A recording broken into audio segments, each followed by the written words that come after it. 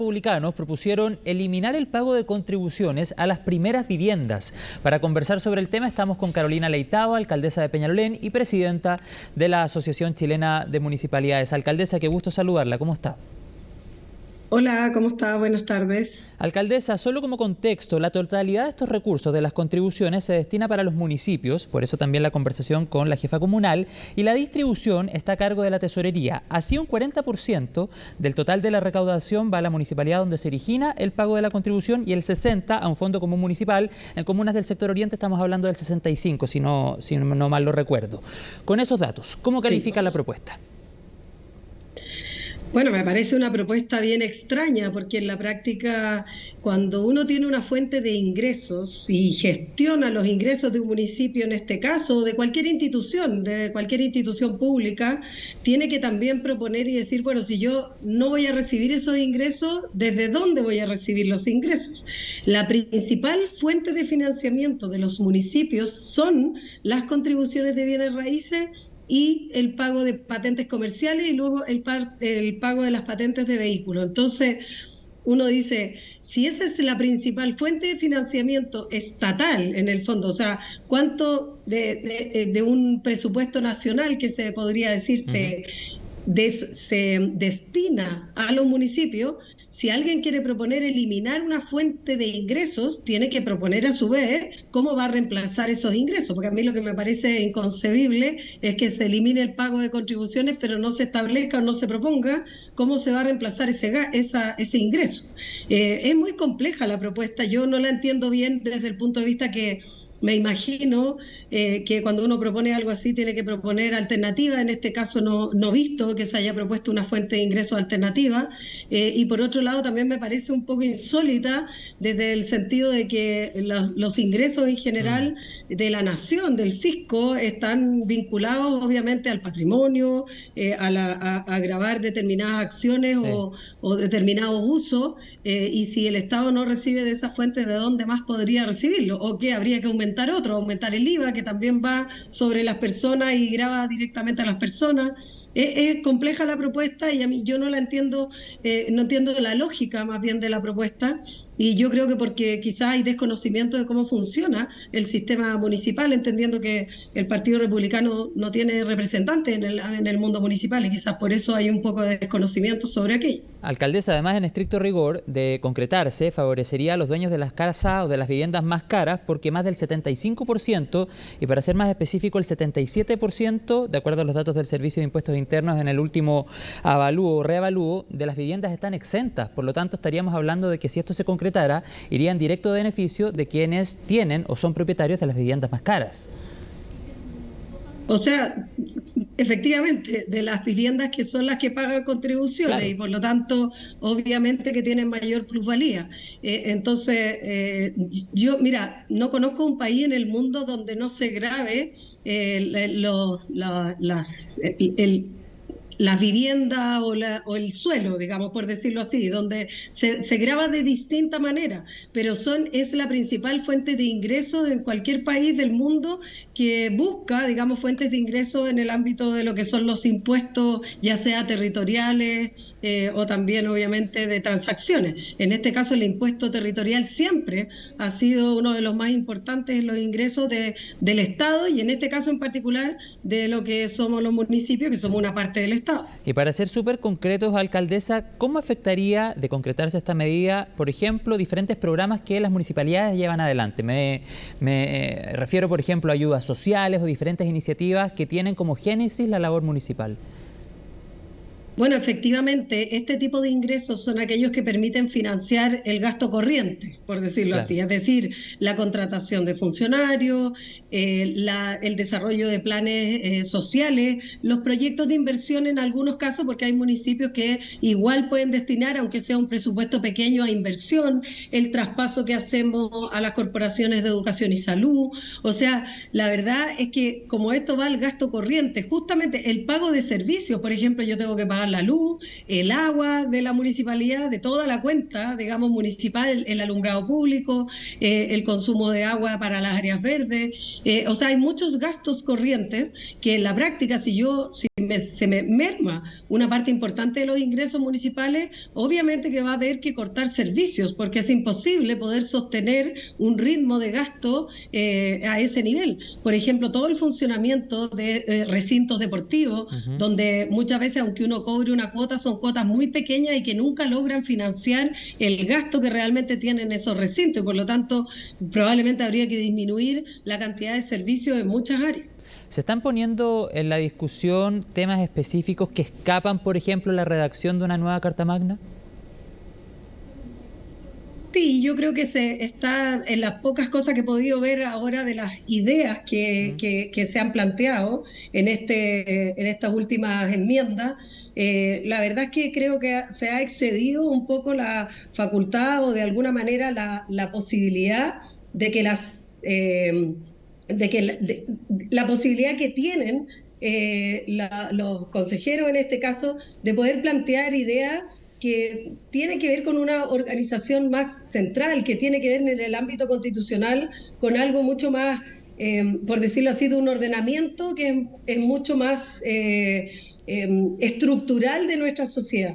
Y creo que de repente han habido ideas probablemente bastante llamativas y pintorescas, diría yo, respecto de cosas que van ahondando en cosas de mucho más detalle, que además creo que en el ámbito constitucional ni siquiera debieran estar reguladas. ¿Qué otras ideas, por ejemplo, podrían ser calificadas, como dice usted, como pintorescas?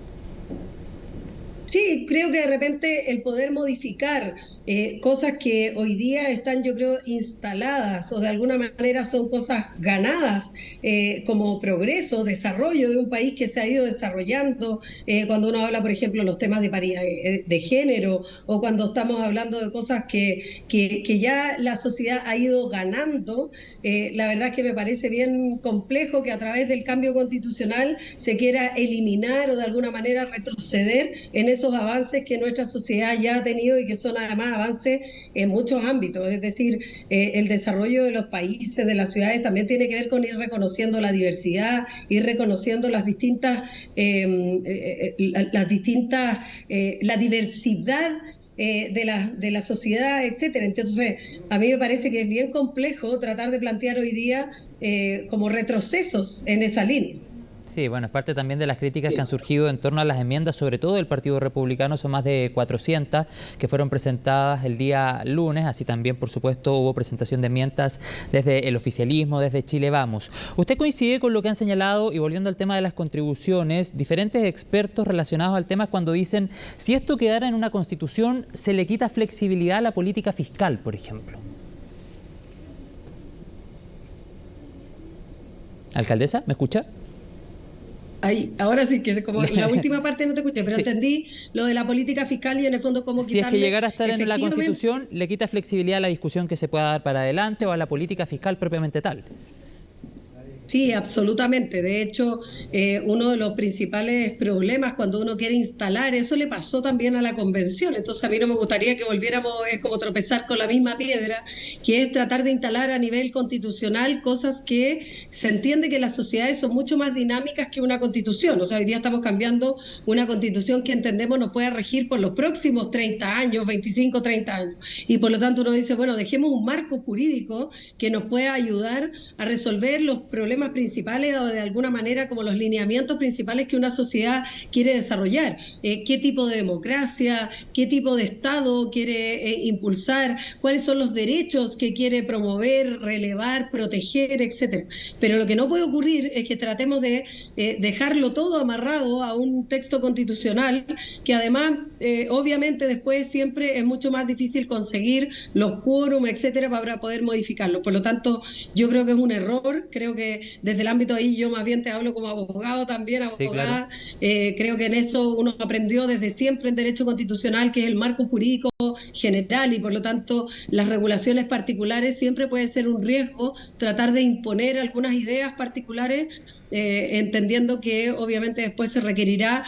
Ojo, no es que no haya incluso después conseguir las mayorías, pero estar perdiendo el tiempo, entre comillas, tratando de modificar un montón de cosas luego en un periodo legislativo, también es un despropósito desde el punto de vista de la gestión pública, porque la idea es focalizarse en sacar las leyes y temas obviamente más importantes y acuciantes que a la comunidad hoy día le preocupan, y no preocuparnos de nuevo de estar instalados en un proceso de reforma constitucional, por ejemplo, que hubiese si las mayorías circunstanciales del Parlamento vuelven a cambiar. Alcaldesa, lo último que quiero preguntarle también tiene que ver con un tema del cual usted fue parte durante esta semana, el encuentro con el general director de Carabineros en materia de seguridad. ¿Qué saca el limpio de ese encuentro? Y además preguntarle si están las condiciones para implementar patrullaje mixto en todas las municipalidades. Hablemos de la región metropolitana y bueno, si quiere hacer un análisis un poco más amplio, adelante, pero creo que las comunas de la región metropolitana representan la diversidad que también se puede observar en otras partes de nuestro país. ¿Están las condiciones para llevar adelante aquello? Bueno, lo primero es que muchos municipios hace muchos años atrás planteamos la idea de hacer los patrullajes mixtos y siempre se nos dijo que no. Siempre hubo un pero para poder hacer esto. Alguna vez en Las Condes, el alcalde Lavín lo logró y todos reclamaron porque dijeron, oye, ¿por qué allá y por qué no en el resto de los municipios, etcétera? Claro, y todos dijimos en esa época, bueno, yo no era alcaldesa, pero todos los que trabajábamos en el ámbito municipal en temas de seguridad y otros decíamos, oye, qué injusticia, porque bueno, dependía un poco también de la voluntad, etcétera. ¿Qué es lo que busca justamente? Y la reunión con el general Yáñez busca formalizar esto a través de un programa que se llama OS14, que es una dirección, digamos, donde Carabineros busca formalizar su relación con los municipios a través de un convenio, y donde el patrullaje mixto no sea la voluntad del general de turno, de lo que sea, sino que se vaya institucionalizando este trabajo coordinado con Carabineros.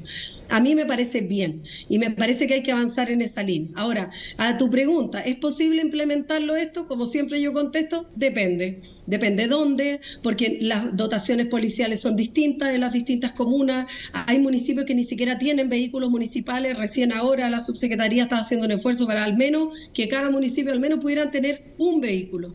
Entonces, claramente hay municipios que tienen 200 vehículos de seguridad, habemos municipios que tenemos bastante menos, estamos haciendo esfuerzos por aumentarlo, pero nunca vamos a llegar a la capacidad que tienen otros. Entonces yo creo que aquí hay una gran disparidad en este ámbito y por supuesto que algunos municipios no lo van a poder lograr, pero uno no tiene que nivelar hacia abajo, tiene que nivelar hacia arriba. Por lo tanto, lo que tenemos que tratar de hacer es de que ojalá todos los municipios pudiesen llegar a tener patrullaje mixto y que obviamente el tema de la falta de vehículos, todo no sea un elemento que disminuya la protección policial que todas las comunas debieran tener. Y obviamente muy regulado respecto de qué procedimientos y qué situaciones en las cuales los funcionarios municipales pueden apoyar en la labor de Carabineros, porque no en todas las situaciones nosotros podemos estar presentes para no poner en riesgo a nuestros funcionarios. Exactamente, y hasta dónde llegan las competencias del inspector municipal. Le agradezco la conversación, alcaldesa de Peñalolén, Carolina Leitao, presidenta de la Asociación Chilena de Municipalidades. Que tenga una gran tarde. Seguimos conectados. Gracias. Gracias, igual para ti. Buena tarde.